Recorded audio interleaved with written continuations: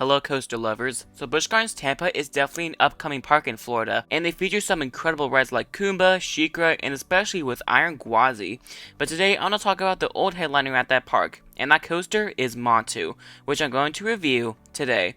So if you're new here to King's Coasters and love roller coasters, consider subscribing to the channel. So let's start this review of Montu with the history of the coaster. So this coaster opened to guests on May 16th, 1996, and here's a fun fact: at the very beginning of the ride, back in the day, there used to be crocodiles in the little pond underneath the coaster, which I thought was crazy, but it sadly got discontinued because people's flip-flops, phones, and loose articles were falling onto the crocodiles. Can you imagine being hit with phones and flip-flops all day? That would suck. But anyway, recently in 2022, it got into a mustard attack, aka a new paint job. I like the old color scheme, but the new supports look like mustard. But I love the blue of the track. It really stuns the riders on what they're about to experience. But nothing major really happened besides the coaster running when trained for a while. So let's start off with the presentation. So while you walk up to the attraction, you just hear the loud beat and roar while the train traverses the layout, and the elements are huge. So you walk towards the left from the little arch thingy next to the ride itself and Cobra's Curse, and wait in the line. For me, I had to wait 10 minutes. One time on the park map, I saw it hit an hour before. That's how good this coaster is. And here's something cool: I've heard in the middle rows, the seats are bigger and anybody less than 350 pounds can ride it in the middle, which is a good sign for plus riders. So you hop on, pull down your B&M over the shoulder restraint, and that'll lead us into the ride experience. So you turn 180 degrees out of the station and ascend the 150-foot lift hill. Then you hit a pre-drop and then dive down to the left and hit 60 miles per hour. It's a fun 128-foot drop. After that is an enormous 104-foot tall loop. It has a little bit of whip at the top, and that follows with a trench, which is a theme for Montu, and then ascend into an Immelman. It's alright, it has some good whip, but it's whatever.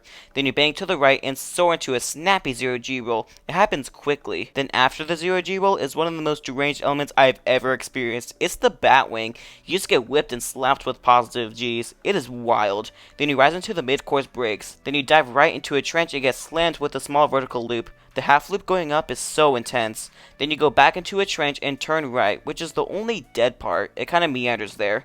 Then you dive down into a left bank turn, and you go into another trench and hit a fast corkscrew. I love inverted corkscrews, and that is no different.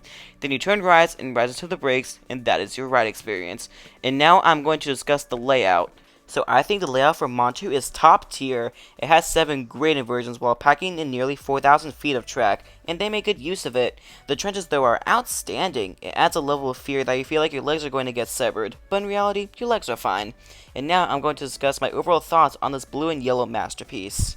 So this ride easily makes my top 10, since I've only ridden 50 roller coasters. It is a fantastic invert. It is so intense and so whippy. I'd definitely take this over the 2 other inverts that I've ridden, Raptor at Cedar Point and Banshee at Kings Island. Even though both of those rides are fantastic, the only thing that I have to say is that if you've ridden those 2 rides or one or the other and not Montu, you pretty much have to come down to Tampa and ride it yourself and make your own comparison.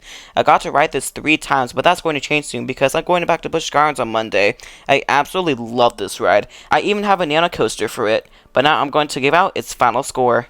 So Montu, how would I rate it? I'm giving it a 9 out of 10. Definitely a must-do when you visit Busch Gardens. You'll absolutely love it, and it's easily the best B&M invert that I've ridden. I've only ridden 3, which is pretty impressive since my coaster count is at exactly 50. It is the second best coaster at this park, just behind Iron Gwazi. And if you want to hear more about that ride, check out my review in the card above. So I hope this video helps you get prepared for Montu.